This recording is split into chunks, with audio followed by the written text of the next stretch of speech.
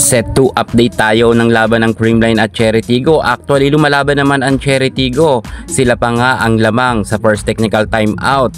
At kitang kita natin na lumalamang pa nga ang Cherry Tigo ng 3 puntos. At halos nakangiti na nga sila dahil sa kanilang kalamangan. Pero iba talaga ang kumpiyansa ng Creamline Cool Smashers. Talagang pumupuntos sila pag sa duluhan na laban. Kung kaya kahit 3 ang kalamangan ng Cherry Tigo ay naitabla pa nga yan ng Creamline. Iba talaga ang galing ng Creamline. Medyo inaalat nga ngayon si Aragalang sa kanyang mga powerful attack at nag-over nga ito. At si Princess Robles nga ay nakikipagpukpukan naman pero nagkaka-error din. Kung kaya nga halos ang Creamline pa rin ang nakalamang. Actually nakikipagpukpukan naman talaga ang Cherry Tigo dahil lamang pa nga sila ng 3 puntos. Kaso nga lang sa second technical timeout ay talagang hinabol nga ito ni BDL. Si BDL talaga ang nag-shine pagdating dito sa second set. Grabe rin talaga ang kanyang mga quick attack.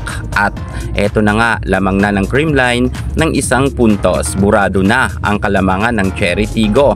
Titingnan talaga natin kung papalag pa ba ang kupunan ni Abby Maranyo. At eto na nga ang mga pangyayari mga ka-sports natin dyan. Hindi talaga nagpaawat si BDL. Simula nang naka 16 points ang CCS hanggang maka 20 plus ay si BDL ang nagsiserve. Grabe talaga, kargado ngayon ang mga services ni BDL at madalas nga siya makapuntos sa service line.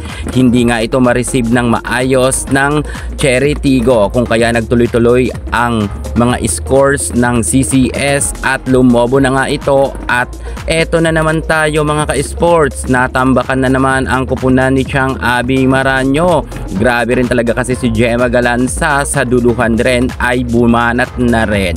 At hindi na nga dito nakaporma ang kupunan nga ni Chang Abby. Grabe, talo na naman sila, natambakan na naman sila at 17 lang ang nakuha ng Cherry Tigo. Same sila sa set 1. Abangan natin sa set 3 kung tatapusin na ba ito ng Creamline Cool Smashers or papalag pa dito ang kupunan ni Chang Abby Maranyo. Yan ang ating pakakaabangan, pero sa tingin ko tatapusin na to ng Creamline. Yan muna pinaka-latest natin sa mundo ng volleyball. Thank you so much. God bless.